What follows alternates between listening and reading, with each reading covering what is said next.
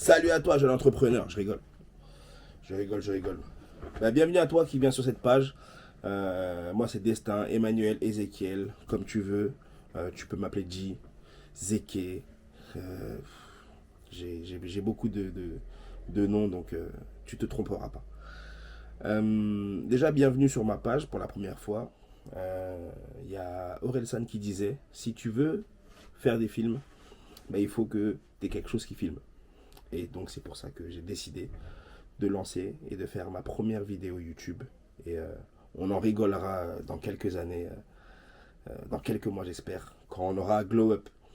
Dédicace à mon frère Karl Bekene qui lui aussi lance sa première vidéo et on s'était dit qu'on allait lancer le même jour parce que ça suffit d'attendre, ça suffit de réfléchir. Au bout d'un moment, il faut aller dans l'eau. Donc comme tu l'as vu sur le titre, on va parler de parcours scolaire. On s'est déjà tous retrouvés dans cette posture où déjà on n'est pas très scolaire. À l'école, on apprend des choses que des fois on se dit à quoi ça va nous servir. Quand on est dans les études supérieures, pour ceux qui sont allés plus loin, ils ne savent pas forcément sur quoi ça va déboucher. Et en fait, ça c'est dû au fait que euh, malheureusement, dans le système scolaire, on ne t'apprend pas forcément à anticiper la direction que tu vas prendre sur ta vie professionnelle. Ça veut dire que quand tu arrives en troisième, on va te dire t'as que seulement quelques semaines après d'avoir, ou quelques mois, je ne sais plus, ça remonte, t'as que quelques mois pour trouver où tu vas aller au lycée. Alors que tu es là à l'école depuis la sixième. On te dit t'as que quelques mois pour trouver où tu vas aller au lycée. Quand tu arrives au lycée, seconde, première, terminale, rebelote. On te dit, là en terminale, tu as quelques mois de Parcoursup pour déterminer là où tu vas aller faire tes études supérieures. Et c'est là où tu te dis, si on est au courant à l'avance qu'on va devoir prendre des décisions aussi cruciales pour notre avenir, pourquoi on ne les anticipe pas?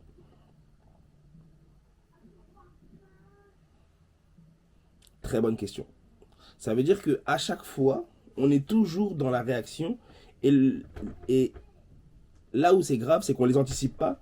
Mais en plus de ça, on ne prend pas conscience de l'importance de ces décisions. C'est-à-dire, quand on arrive au lycée, moi j'étais au lycée avec des amis, et ils choisissaient l'école où ils allaient aller par rapport à la distance en termes de transport, par rapport à s'il y avait des filles ou pas dans l'établissement où ils allaient aller. Ça veut dire que s'ils étaient très très bons dans la mécanique, mais qu'ils allaient aller dans un lycée où la mécanique fait qu'il y a 80% d'hommes dans le lycée, ils n'allaient pas aller juste pour pas se retrouver dans un lycée où il n'y a que des hommes et qu'il n'y a pas des filles. C'est-à-dire que au-delà de s'y prendre en retard, en plus on n'a pas conscience de l'importance de la décision qu'on va prendre. Ce qui crée après de la reconversion. Il y a beaucoup de personnes qui sont dans un travail, qui prennent une voie pendant des années et qui après font de la reconversion. La reconversion, c'est quelque chose de très très bien, mais on ne réalise pas que ça part de quelque chose de très négatif. Dans le sens où, moi j'aime bien toujours prendre l'image, c'est que un des endroits les plus fertiles au monde, c'est en bas d'un volcan.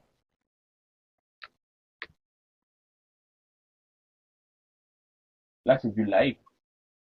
Et juste pour la première vidéo, je vais pas le changer. La caméra GoPro, ça arrive. Et je me dis que c'est beau l'histoire. Je vais raconter ça plus tard. Mais je vais continuer ici. On se laisse pas abattre. Et donc, l'idée, c'est que la reconversion, ça part de quelque chose de positif. Alors, ça part de quelque chose de négatif. Je reprends le fil. Me juge pas, c'est ma première vidéo. Voilà. Hein, quand tu auras lancé une page YouTube, tu pourras juger. Si tu veux, tu mets en commentaire des conseils. C'est bon, mets en commentaire des conseils si tu as des trucs à me dire. Et tu appuies la petite cloche bleue. Oh, je l'ai dit. Ok, donc la reconversion, ça apporte quelque chose de négatif dans le sens où, comme je dis, c'est au pied des volcans que la terre elle est fertile. Mais pour qu'elle soit fertile, il faut d'abord que le volcan y passe, il rase les arbres, il rase la nature, et après c'est fertile. Ça veut dire que il y a beaucoup de gens qui font de la reconversion à 30, 40, 50 ans. J'ai moi-même été dans une classe où il y avait beaucoup de reconversions.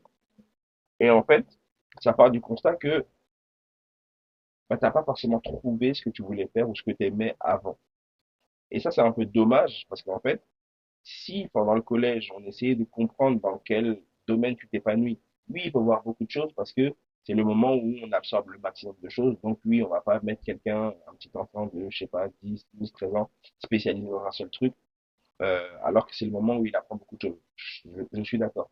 Mais il y a une différence entre vouloir apprendre tout en même temps et apprendre tout en même temps et avoir conscience que, ah, cet étudiant-là ou cet enfant-là, il a des capacités et des facilités dans tel et tel domaine. Donc, on peut essayer de voir ensemble comment on peut l'orienter vers ça. Et malheureusement, c'est pas ce qui est fait dans le parcours à l'école.